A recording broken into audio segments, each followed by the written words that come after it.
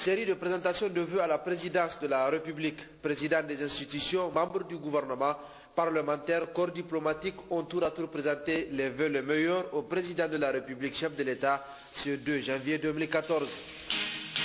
De Komadougou dans la région de Difa à Iferouane dans la région d'Agadez en passant par Maradi, des séances de prière sont organisées pour la paix, la cohésion, l'unité et la prospérité au Niger. Mesdames et messieurs, bonsoir. Présentation donc de vœux ce matin au cabinet du président de la République, chef de l'État. Ce fut les présidents des institutions de la République, les membres du gouvernement, les députés nationaux qui sont allés présenter les premiers leurs vœux de nouvel an 2014 au chef de l'État, Issoufou Mahamadou.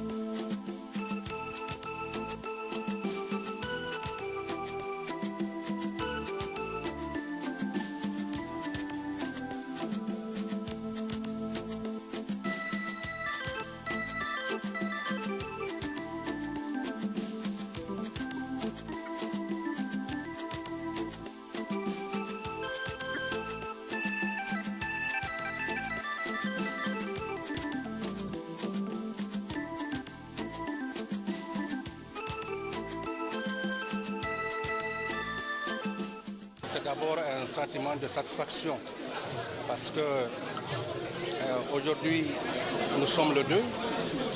Quoi de plus normal que la classe politique dans son ensemble vienne souhaiter les vœux du nouvel an au président de la République. Nous savons les chantiers titanesques pendant l'année écoulée 2013 et les nouveaux chantiers de cette année 2014. Nous sommes venus, toute la classe politique, nous sommes venus lui dire merci, également lui souhaiter la bonne année et l'encourager à persévérer dans les grands chantiers qui sont en cours d'exécution pour le bien-être du peuple nigérien. Donc c'est une tradition, nous n'avons pas voulu déroger à cette tradition-là et je pense que c'est pour le bonheur de l'ensemble du peuple nigérien. Tous les responsables de toutes les institutions de ce pays sont venus présenter les vœux du nouvel an au président chef de l'État, son Excellence Issoufou Mahamadou. Et nous voulons à ce que, nous demandons à Allah pour que cette année soit une année de prospérité et de paix, non seulement pour le président, pour nous-mêmes et pour l'ensemble des Nigériens. Nous souhaitons aussi à tous les Nigériens une année où tous les Nigériens vont se sentir à l'aise sur tous les plans. Nous souhaitons aussi des bonnes actions pour le développement de notre pays. Nous souhaitons aussi à l'ensemble des Nigériens, je le disais tantôt, la paix. Il faut que la paix règne dans notre pays pour que le pays se développe. Nous souhaitons aussi à ce que la classe politique se ressaisisse. Quand Allah fait son choix, il faut respecter le choix de Allah. Puis dans l'après-midi, les membres du corps diplomatique ont à leur tour présenté au président de la République leurs vœux de nouvel an.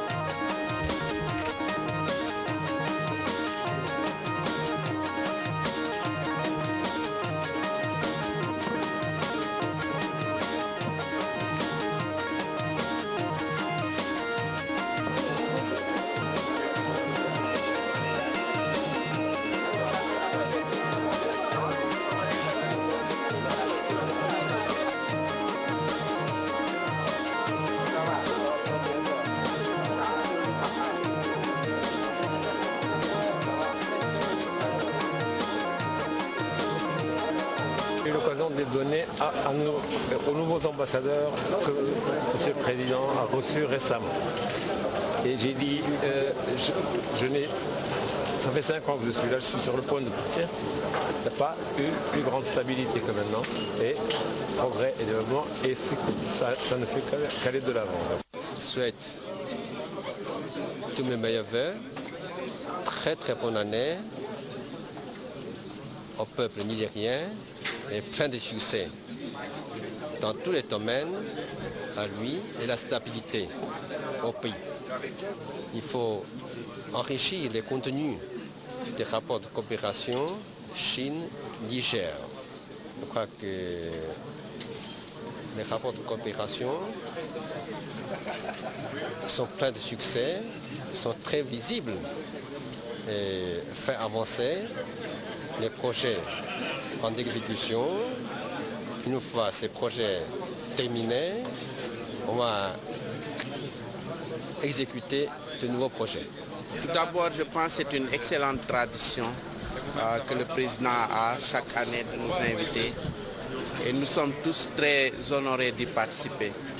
Et nous voudrions présenter au chef de l'État, au peuple nigérien et à l'ensemble des populations qui vivent au Niger tous nos vœux d'excellente santé, de bonheur et de prospérité et surtout la paix. Nous voudrions aussi que ces vœux soient formés pour l'ensemble des populations africaines, l'ensemble des populations du monde. Et ce que nous espérons, c'est que le monde soit meilleur pour toutes et pour tous et que nous puissions continuer de jouir d'une manière appropriée des conditions de la croissance, d'une paix durable, d'une santé et vraiment nous sentir à l'aise au niveau de cette belle planète qu'est la Terre. Encore une fois, merci au chef de l'État et nous sommes très honorés de participer à cette rencontre. Suite de la série de dossiers sur la rétrospective de l'actualité au cours de l'année 2013, le volet consacré à la coopération à la diplomatie nigérienne au cours de l'année passée a été marqué par une offensive diplomatique satisfaisante. Rabi Bakou. En 2013, la diplomatie nigérienne a connu un succès éclatant. L'œuvre de restauration de la crédibilité du pays et d'élargissement de la carte diplomatique et consulaire engagée depuis le 7 avril 2011 s'est poursuivie dans une dynamique soutenue par une volonté manifeste des autorités de la 7e République de doter le Niger d'une diplomatie active, ce qui a permis à notre pays de se positionner dans le concert des nations comme un pays qui compte désormais. Ainsi, le succès de cette offensive diplomatique s'est maintes fois illustré en 2013, avec surtout la libération des otages français d'Arlit après 3 ans de captivité. Les félicitations ont fusé de toutes parts suite au rôle déterminant du président de la République Issoufou Mahamadou dans cette action et la mobilisation pour la libération du Nord Mali et le retour de ce pays à une vie constitutionnelle normale. Cette action est inscrite désormais en lettres d'or dans les annales de l'histoire. Autre fait marquant de la diplomatie nigérienne en 2013, c'est la visite à Niamey des grandes figures de la diplomatie mondiale. Un ballet diplomatique avec le secrétaire général de l'ONU, Ban Ki-moon, la présidente de la Commission de l'Union africaine de la Minizuma, les responsables des institutions financières et plusieurs chefs d'État et de gouvernement avec l'arrivée à Niamey et ce pour la première fois du président iranien. Le président mauritanien couronné par la signature de plusieurs accords de coopération. Niamey a également été le pôle de l'actualité en novembre 2013 avec notamment de multiples rencontres d'envergure internationale. En atteste la réunion des chefs d'État et de gouvernement du Conseil de l'Entente, des conférences et des forats qui ont considérablement changé l'image du pays à l'extérieur. Cette dynamique insufflée à la diplomatie nigérienne a permis au pays de renouer avec les grandes puissances, notamment les États-Unis d'Amérique, la Grande-Bretagne, la France, l'Allemagne, la Chine, le Japon et d'entretenir des relations étroites avec d'autres pays émergents et stratégiques dans la marche du monde. La vivacité de la diplomatie nigérienne s'est aussi illustrée dans le domaine de la coopération avec notamment la signature de multiples accords de coopération qui portent sur le financement des secteurs de développement dans la droite ligne de la réalisation du programme de développement économique et social, l'unique cadre de référence élaboré par le Niger pour les actions de l'ensemble des partenaires. Ainsi, sur le plan diplomatique et de la coopération, on peut affirmer aisément que l'année 2013 a été florissante pour le Niger. À l'intérieur du pays, le ministre de la Santé publique poursuit sa tournée de travail dans la région d'Agadez pour s'enquérir du fonctionnement des structures sanitaires au niveau de l'Aïr. Il était hier dans le département du Ferrouane. La mission a mis à profit son passage pour assister aux côtés du Premier ministre chef du gouvernement Brigi Rafini à la cérémonie consacrant la fin des prêches de Tahajara, une pratique religieuse annuelle des oulémas de l'Aïr autour des anciennes mosquées de la région. Hashim Mohamed et Nassir Nakakali.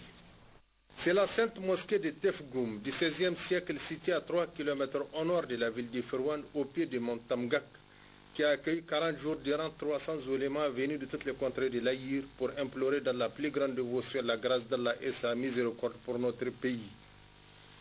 Le Premier ministre Birji Rafini, le ministre de la Santé publique Mano Ghali à la tête d'une importante délégation en mission de travail dans la région ont assisté ainsi que des milliers de fidèles musulmans à la lecture collective du Saint-Coran suivi de Fatiha. En dépit du caractère privé du séjour du Premier ministre dans la zone, Birji Rafini a rencontré la délégation conduite par le ministre de la Santé publique ici dans la région depuis 5 jours, en vue de l'encourager. Une mission qu'il faut-il le rappeler, a visité plusieurs CCI et cases de santé afin de s'enquérir de leur fonctionnement et chercher les voies et moyens avec les populations permettant d'améliorer la couverture sanitaire des populations de ces zones très difficiles d'accès. Dans cette perspective, le Premier ministre a particulièrement insisté sur le parachèvement du chantier de construction de l'hôpital de référence d'Arlit. Poursuivant son programme, le ministre de la Santé publique a visité les CSI d'Ifrouane. Dans cette localité, comme lors des précédentes étapes, à Tirozérine et Ingal, Manoa Ghali a présenté aux autorités et à la population l'ambulance médicalisée gracieusement offerte par une société de recherche minière aux populations du département d'Ifirouane, en appui au programme de renaissance du président de la République volet santé. Après la présentation des indicateurs du CSI d'Ifirouane, il est ressorti la nécessité de doter ce centre médical d'un laboratoire. En route pour Arlit, la mission a marqué un arrêt au CSI de la commune rurale de Gogaram. La population de cette localité a réservé un accueil chaleureux au ministre Manoa Ghali et à sa délégation. La maternité de Gogaram, financée par l'ONG HD Tamat et ses partenaires, cet ouvrage flambant neuf et équipé a été officiellement réceptionné par la mission. Il en est de même pour une ambulance 4x4, dont de l'Organisation internationale des migrants OIM. Au nom de ces populations, le ministre de la Santé publique a remercié ses partenaires. Dans le même cadre, suite à l'appel lancé par nos décideurs politiques pour des prières collectives en faveur de notre pays, continue de faire écho dans la région de Difa. L'honorable chef de canton de Komadougou a fait appel à plusieurs chefs de villages et quartiers pour prier pour la paix au Niger. Ben Youssouf Abdelaziz, Harouna Sanda. Ces consultations religieuses se sont déroulées mardi passé au palais de l'honorable chef de canton de la Komadougou en présence des autorités administratives et communales et de plusieurs leaders religieux pour implorer Dieu, notre Seigneur, le clément, le miséricordieux, pour qu'il descende sa bénédiction et instaure la paix dans le pays et aide nos décideurs politiques à mieux gérer et s'impliquer davantage pour assurer cette paix, préserver la quiétude sociale et garantir la libre circulation des personnes et de leurs biens. La sécurité étant une affaire de tous, nos autorités administratives et coutumières ont sollicité au cours de la rencontre qui traite de tous les maux dont souffre la région en matière de sécurité et de paix, tant prônée par les autorités de la 7e République sous la conduite éclairée de son Excellence le Président de la République, Issoufou Mahamadou, chef de l'État. Et comme une année s'achève et une autre commence, ces leaders religieux de Difa ont souhaité qu'elle soit porteuse d'espoir, de paix, de prospérité et de stabilité à tous les niveaux, dénoncer, interpeller et arrêter tous les individus mal intentionnés et autres fossoyeurs de la nation afin d'assurer la paix à nos paisibles citoyens. Il s'agit donc d'une réunion pour discuter donc de la sécurité de notre ville. Car en effet, les jours derniers, nous avons eu en tout cas quelques événements qui ont nécessité que nous réunissions ces chefs de village afin de les sensibiliser sur la nécessité de collaborer avec les forces de défense et de sécurité dans le but de démanteler tous les réseaux dormants dans la ville qui menacent en tout cas de poser des actes répréhensibles, surtout en tout cas des attaques contre la ville. Donc le deuxième point, c'était aussi de les inviter, comme nous l'avons fait dans les autres départements et les autres communes, vraiment par rapport à la prière pour la préservation de la paix et la sécurité de notre pays. Et nous les avons en tout cas donné toutes les informations nécessaires afin qu'ils soient tous en alerte au même titre que les forces de défense et de sécurité afin que nous puissions assurer la sécurité dans notre ville et dans notre région de façon générale. Sans cette paix et sécurité, aucune action de développement n'est possible. L'honorable chef de canton a instruit ses administrés et les leaders religieux à poursuivre ce genre de prières à la grande satisfaction de notre pays et de nos responsables politiques et a souhaité bonne année 2014 à tous. Toujours dans le même cadre, une rencontre de religieux de la région de Maradi et Niamey et du Mali s'est déroulée à Maradi en réponse à l'appel du président de la République pour prêcher la paix et la prospérité au Niger. Suivant à ce propos, le pasteur Sani Noumo. L'objectif principal de cette rencontre est à plusieurs titres. D'abord, nous voulons répondre à l'appel du président de la République qui a voulu vraiment que tous les religieux, que toute la nation du Niger, que nous prions pour le Niger, pour la paix, pour que la paix règne dans le Niger, pour que les Nigériens vivent dans la joie, pour que les Nigériens vivent dans la communion fraternelle et dans l'amour sincère. Donc, premièrement, c'est pour répondre à cet appel du président de la République que toutes les églises dans la région, dans la ville de Maradi, se sont réunies pour chanter, louer le Seigneur avec des cantiques de joie, des cantiques d'acclamation, avec des acclamations de joie et de bonheur pour dire merci, pour prier pour la nation du Niger, mais aussi en tant qu'Église, comme un seul corps. La Bible dit que nous avons un même Dieu, nous avons le même Seigneur, nous avons le même esprit, nous avons la même Église, nous avons la même foi et nous avons la même pensée. Partant de cela, nous sommes frères et sœurs. Et il est dit dans la Bible, à qui il est doux pour des frères de demeurer ensemble. Alors c'est dans cette communion d'esprit, dans cette convivialité que l'Église, les églises dans la communauté urbaine de Maradi, nous nous sommes réunis d'abord pour répondre à l'appel du président de la République pour prier pour notre nation. Et encore, j'aimerais lancer l'appel en ce moment précis. Le premier jour de l'année 2014, du premier mois de l'année, vraiment pour lancer un appel, un vibrant appel à toutes et à tous, à tous les Nigériens et à toutes les Nigériennes, en tant que religieux, en tant que pasteur, en tant que serviteur de Dieu, vraiment que les Nigériens, nous puissions nous unir pour jouir de toutes les bénédictions que Dieu nous a données. Dieu aime le Niger. Résumé des visites effectuées au niveau des formations sanitaires de la commune urbaine d'Agadez et dans le département de Tiro par le ministre de la Santé publique Manoua Khalil. Il était avec Hashim Mohamed et Nassour Nakakali.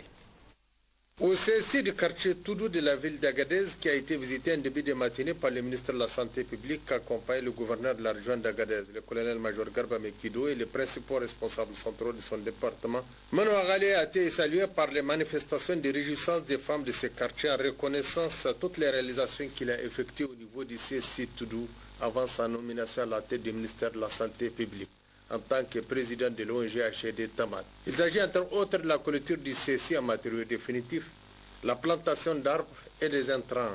À ces vaillantes femmes, le ministre de la Santé publique a transmis d'abord les salutations et le soutien du président de la République, chef de l'État, Alhaji Issoufou Mohamedou, et du premier ministre chef du gouvernement, Berger Rafini, avant de visiter les locaux pour s'enquérir des indicateurs et des difficultés de fonctionnement. La mission a noté avec satisfaction le taux d'acceptation du dépistage de la prévention de la transmission mère-enfant du VIH-Sida. En revanche, le taux d'accouchement assisté est faible en raison du manque d'électrification et l'addiction des centres de santé. Au centre de santé intégré de Dagmanat, la prochaine visite, la réhabilitation de la maternité et le renforcement du personnel avec un médecin ont été sollicités vu le taux élevé de fréquentation dépassant les 100% par endroit. Au centre hospitalier régional, les différents blocs ont été visités par le ministre de la Santé publique Manoua Khalil et cette délégation. La mission a relevé la propriété des locaux, la disponibilité des médicaments, la disponibilité des intrants pour la prise en charge de la malnutrition sévère compliquée. Au chapitre des difficultés, l'insuffisance du personnel spécialisé, l'insuffisance d'énergie électrique et les circuits internes d'électricité très défaillants. La mission devait ensuite visiter les locaux de la Direction régionale de la santé publique, les garages et les magasins pour constater les conditions de stockage de produits. À ce niveau, le ministre de la Santé publique a déploré l'absence des mesures d'hygiène et le mauvais classement de divers produits ainsi que le mobilier qui s'y trouve. Le ministre a donné des instructions pour y remédier. La commune urbaine de Tirozérine a constitué la 4e étape. La mission a visité l'hôpital Sonichar, qui assure depuis sa création la prise en charge gratuite des patients. Le ministre de la Santé publique a remercié au nom des populations du gouvernement la Sonichar pour sa contribution à l'amélioration de la couverture sanitaire de ces populations, avant de présenter aux responsables de cet hôpital de référence, en présence du préfet de Tirozérine, Abou Maman, et le vice-maire de Tirozérine, l'ambulance médicalisée, dont une compagnie de recherche minière en appui au programme de renaissance du président de la République volet santé aux populations des départements de Tirozérine. Manoua Khalil a beaucoup insisté sur l'entretien de ces joyaux dans cette partie de la région très difficile d'accès. Peu après, la mission devait se rendre au centre de santé intégré Tiro Mission, une formation sanitaire qui a vu le jour en 1965, occasion pour le ministre de la Santé publique également de remercier ses partenaires de longue date et enregistrer quelques doléances. Et ouverture ce matin à Niamey de l'atelier d'évaluation du rapport provisoire de l'étude d'impact environnemental et social du projet d'aménagement et de bitumage de la route Goudel, Tondibia, Tondikouarey et avenue Askia Mohamed. Et c'est le secrétaire général du gouvernorat de Niamey qui a présidé l'ouverture des travaux de cet atelier qui durera 2 jours. Khadija Touzada, Barokoba. Cet atelier d'évaluation du rapport provisoire de l'étude d'impact environnemental et social du projet d'aménagement et de bitumage de la route Goudel-Tondibiya-Tondikouaré et avenue Askia Mohamed a pour but de permettre au bureau d'évaluation environnementale et des études d'impact de donner un avis motivé au ministre en charge de l'environnement pour la délivrance ou non du certificat de conformité environnementale et sociale. L'image des autres capitales de la sous-région, Niamey se doit d'offrir un visage d'une capitale moderne aux infrastructures et services de qualité. À l'heure actuelle, bon nombre de voiries de la ville de Niamey sont, comme vous le savez, dans un état de dégradation très avancé. L'axe reliant Niamey au village périphérique de Goudel, Tondibiya et Tondikouaré est l'une des voies périurbaines les plus importantes, mais ne disposant pas de revêtement et d'aménagement connexe standard, a souligné le conseiller technique du ministre en charge de l'environnement. C'est donc pour remédier à cet état de fait que le présent projet est envisagé. Mesdames et messieurs, chers participants, nous ne cessons de le rappeler que depuis les conférences nationales et internationales sur l'environnement, notamment celle de Rio de Janeiro de 1992 et de Johannesburg en 2002, le Niger s'est engagé à préserver l'environnement en adoptant une politique et une stratégie de développement respectueuse de celui-ci. Pour atténuer les impacts négatifs sur les milieux biophysiques et humains, des mesures à mettre en œuvre par le promoteur du projet ont été prévues par l'étude d'impact dont le rapport est soumis à cet atelier. Et à l'occasion du départ à la retraite du directeur général de la société nigérienne de banque Sony Bank, un banquier a été offert mardi dernier au Grand Hôtel de Niamey. Sous sa direction, la société créée en 1990 pour combler un vide laissé par la Banque de développement de la République du Niger, BDRN, a rayonné dans le secteur bancaire de notre pays, occupant ainsi le rang de première banque du Niger en termes de part de marché. Les anciens administrateurs et pionniers, les clients, les partenaires et les membres du gouvernement ont fait le déplacement pour assister à cet événement. Ismaël Douda et Tahirou Hassan. C'est dans une ambiance festive et d'émotion que le personnel de la société nigérienne de banque, Sony Bank, et de nombreux invités présents à l'occasion célèbrent ce moment consacrant le passage de témoins entre le directeur général sortant Moussa Haïtou et le directeur général entrant Souley Oumarou. Un événement qui ferme une page de l'histoire de la Sony Bank et en ouvre une autre. Le moment a été saisi par le directeur général en train d'évoquer les performances que la banque a connues sous l'impulsion de celui qu'il considère comme son maître. Aujourd'hui, je suis fier de prendre le relais après avoir été formé à l'école de la rigueur et du professionnalisme de mon mentor qui a dirigé cette institution pendant 13 ans. Monsieur Moussa Haïtou a fait toute sa carrière dans le secteur bancaire. C'est un professionnel rigoureux, pragmatique, avec un sens aigu de responsabilité et de relations humaines reconnues aussi bien par ses collaborateurs, les clients et ses collègues. Sous sa gouvernance, la banque a poursuivi son ascension et en 13 ans de direction à la tête de la Sony Bank, les chiffres parlent d'eux-mêmes. Le capital social est passé de 2 milliards à 12 milliards. Le total bilan franchira la barre de 200 milliards au terme de l'exercice 2013. Il était seulement de 33 milliards à l'an 2000. Le chiffre d'affaires a été multiplié par 5, de 4 à 21 milliards. Le résultat net a été multiplié par 7, de 650 millions en 2000 à 4 milliards 682 millions en 2012. Le directeur sortant, fier d'avoir légué à son proche collaborateur une banque en bonne santé, l'a invité à pérenniser ses acquis afin de faire de la Sony Bank une des premières banques de la place. Il vous appartient, M. Souley Oumarou, de pérenniser ses acquis, mieux encore, pour suivre à faire de la Sony Bank une des premières banques de la place. Je demeure convaincu que l'équipe que je laisse en place, composée d'hommes et de femmes de valeur, est à mesure de relever ce nouveau défi. Les partenaires, tout comme le ministre du Commerce, se sont succédés pour témoigner leur satisfaction du travail accompli par le directeur général sortant. Aujourd'hui, les résultats tels qu'ils ont été déclinés prouvent quand il y a du professionnalisme et de la volonté, on arrive toujours au meilleur résultat possible. Ce professionnalisme, nous le devons d'abord et surtout à notre partenaire de référence, la STV. Et je puis dire que M. Moussa Aïtou, à l'époque, n'était même pas à Niamey quand, à l'occasion d'une visite à l'intérieur du pays, M. Siala a détecté son talent. Et il l'a fait venir à Niamey. Et il a gravi donc tous les échelons pour assurer avec brio la succession et pour avoir aujourd'hui les résultats qui font la fierté de la Sonibank et qui font la fierté du Niger. Moussa Aïtou part à la retraite en sa qualité de directeur général sans quitter la Sonibank pour avoir été porté à la présence du conseil d'administration par décision unanime des administrateurs. Le président d'administration sortant tout comme entrant ont été honorés par la banque en leur décernant des témoignages de satisfaction.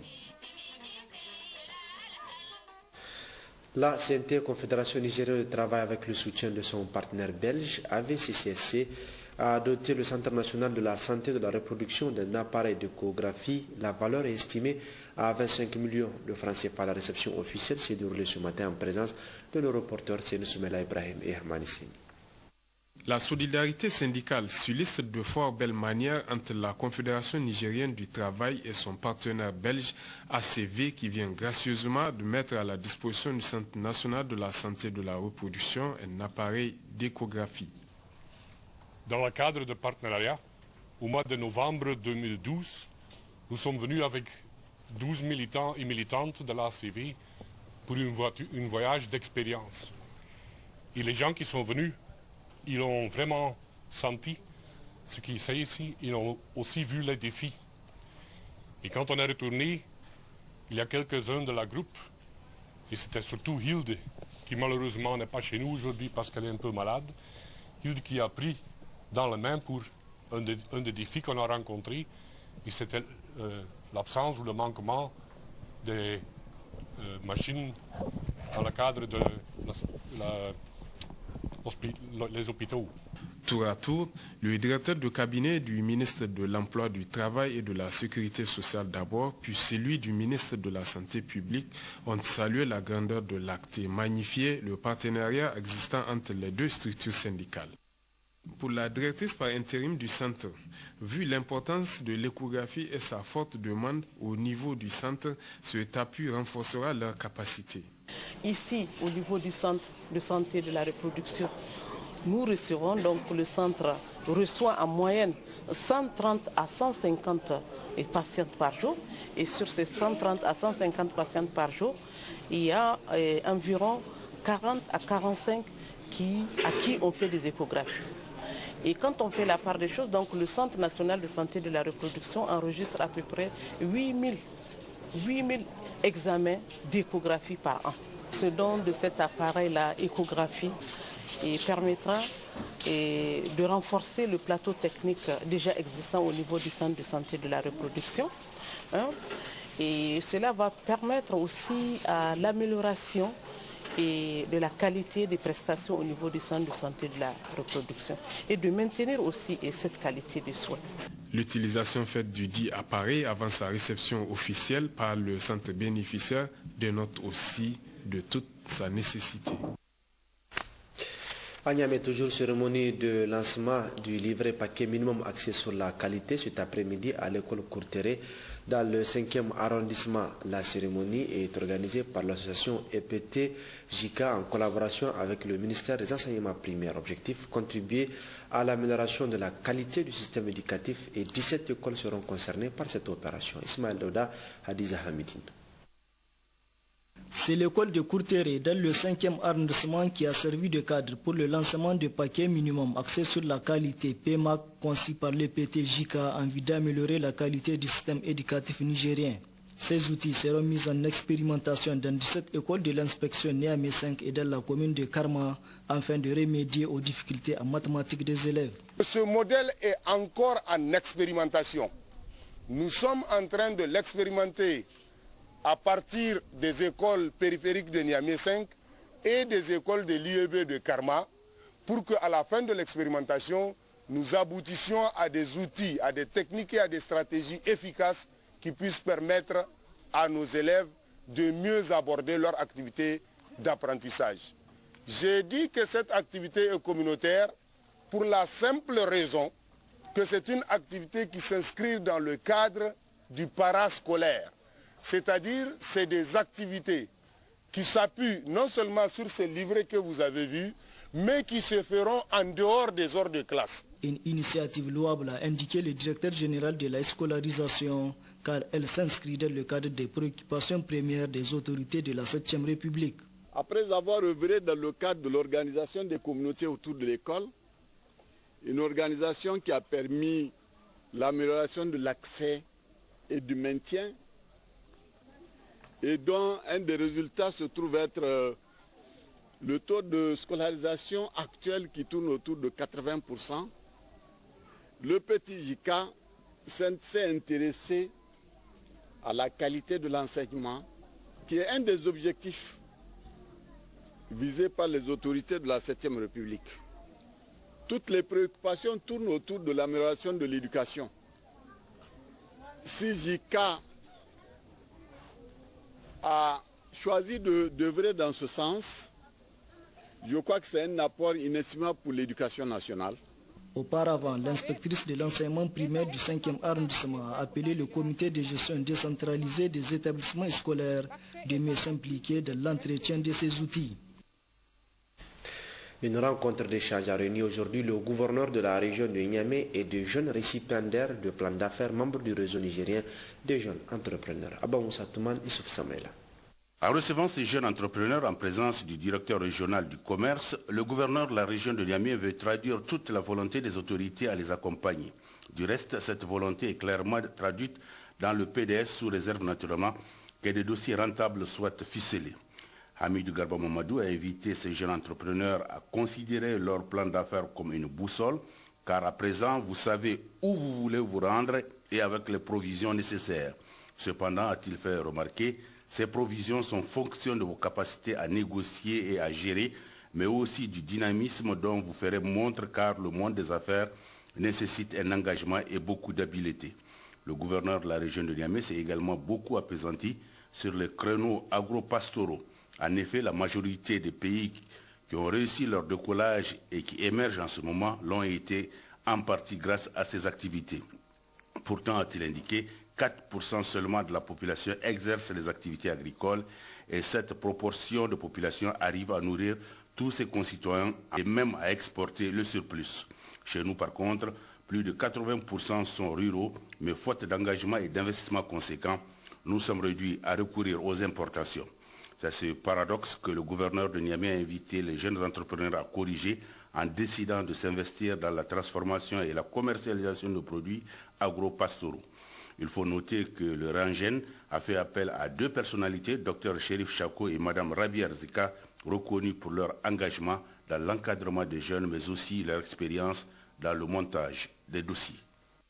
Dans la région de Zender, lancement hier à Matamé de l'adduction d'eau potable dans la commune sur fonds propres de cette même commune, et la cérémonie a été présidée par le préfet du département en présence du chef de canton de Kanché, Mariam Keta Ali Abdou. La première du genre, cette adduction d'eau potable dans la commune de Matamé d'une valeur de 15 millions de francs CFA sur fonds propres de la commune vient en appui de cette dernière aux efforts déployés par le gouvernement de la 7e République en faveur de la population pour l'accès pour tous à l'eau potable. Pourquoi une telle initiative? Le maire de Matamé, Amadou Issoufou, explique. La commune urbaine de Matamé souffre de problèmes de logement et les fonctionnaires qui sont affectés pour servir le département ou pour servir la commune, et un fonctionnaire peut faire environ 30 jours sans avoir un local.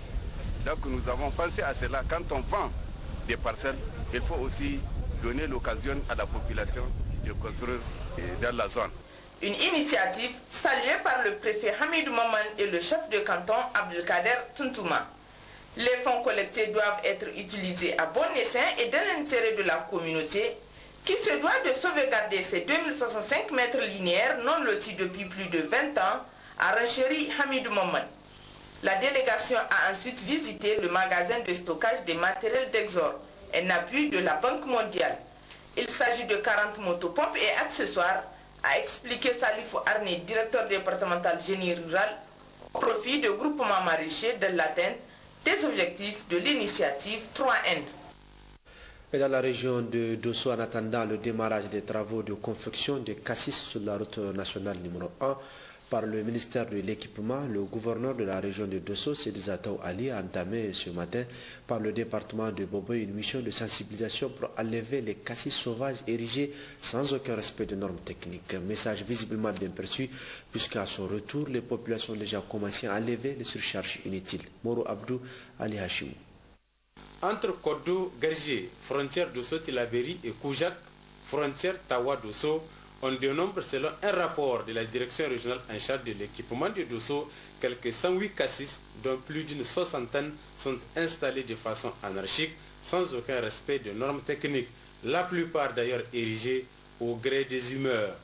En attendant les travaux de confection des cassis par le ministère de l'Équipement, le gouverneur de la région de Dosso est allé rencontrer les populations se trouvant aux abords de la route nationale numéro 1 entre Berningaure et Kodo pour les sensibiliser afin d'enlever ces cassis sauvages et autres surcharges inutiles.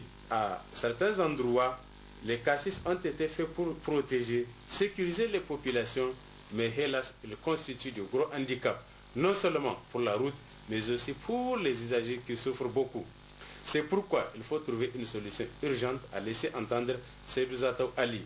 Dans chaque village où il a marqué des arrêts, il a recommandé de laisser 2 cassis, un à l'entrée et un autre à la sortie pour ralentir les vitesses.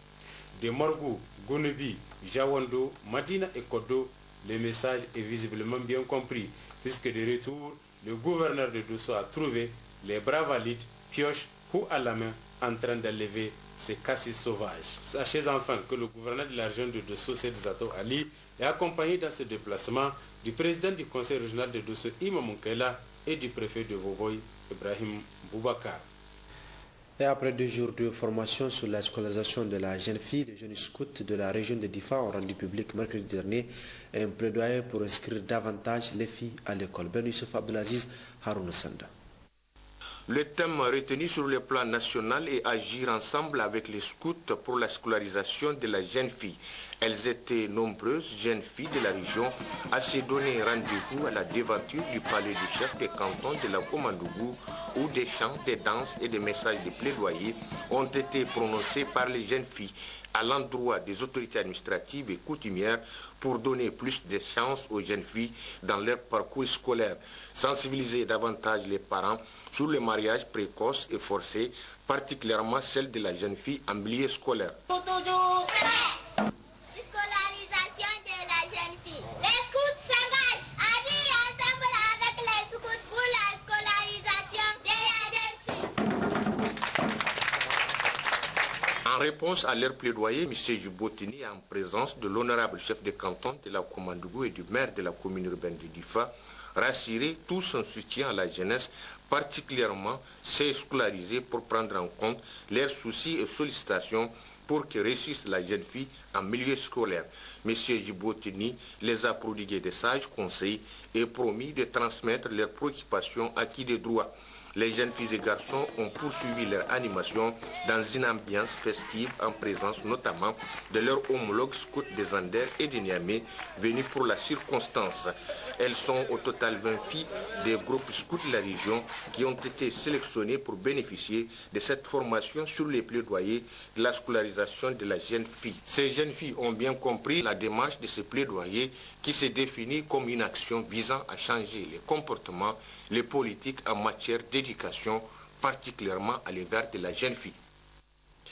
Sur le plan politique, avec cette déclaration de la section du Parti nigérien pour la démocratie et le socialisme PNS Taraya de Douala au Cameroun, elle apporte son soutien au président de la République Issoufou Mahamadou dans son œuvre de construction nationale. La teneur.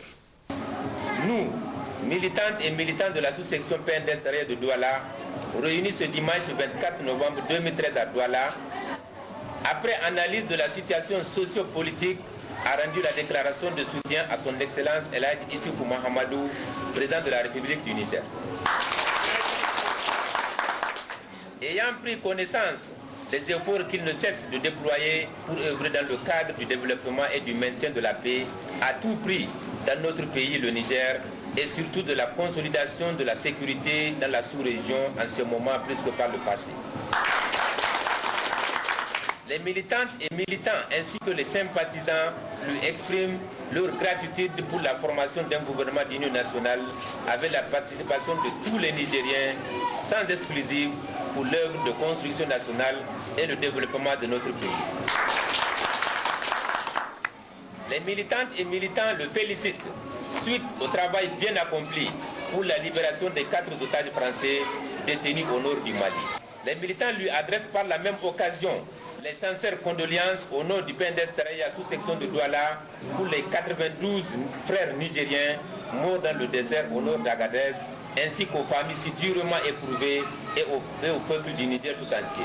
Les militantes et militants de la sous-section PNDS Taraya de Douala se réjouissent de la formation et la concrétisation d'un engagement pour une large ouverture de la politique de la main tendue à tous les partisans qui acceptent de concourir à l'édification solide et prospère de notre pays en cette période. Assure le président de la République de notre engagement et de notre détermination plus que par le passé et d'une manière spéciale au deuxième gouvernement de la 7e République dirigé par le Premier ministre Brigitte Raffini pour le vote de la motion de confiance du programme PDS 2013-2016. Un acte et un comportement patriotique à respecter. Pour ce faire, prions le Dieu Tout-Puissant et de bonté d'accroître votre sagesse déjà incommensurable, de vous accorder une santé de fer pour vous permettre de réaliser le rêve du bien-être individuel et collectif de vos compatriotes, qui demeure la première priorité au centre de votre action pour la confiance que vous accordent vos citoyens afin d'amener notre pays, le Niger, dans l'émergence. Retour à Niamey à Tillabéri, précisément, un camion-citerne transportant du produit inflammable a consumé sa charge. Ce matin, au niveau du village de Sakwara, le gouverneur de la région est allé sur le terrain afin de constater les faits. Abdoulaye Soumana et Jupono. Il s'agit d'un camion-citerne transportant du gasoil destiné à l'entreprise chinoise chargée des travaux de réalisation de l'aménagement hydro-agricole de Gabou. L'accident est survenu tôt ce matin selon le maire de la commune rurale de Sakwara. En fait, moi ce qui m'a alerté, c'est d'abord la colonne de fumée. J'étais chez moi quand j'ai aperçu une longue colonne de fumée. Et c'est comme ça que je me suis transporté sur les lieux. Et arrivé sur place, j'ai constaté que c'est une citerne qui est en train de prendre feu. Bon, arrivé sur place, nous avons essayé de mettre en place des mesures de sécurité parce qu'il y avait une agglutination de curieux. Et nous avons demandé aux gens de dégager parce qu'on ne sait jamais que c'est pourrait qu'il y ait une explosion. C'est pourquoi nous avons pris ces mesures de sécurité. Et bien entendu, nous avons alerté la gendarmerie et les sapeurs-pompiers qui sont venus faire le constat. Et l'une des mesures également, c'était d'évacuer les blessés. Il y avait deux, le chauffeur et son apprenti.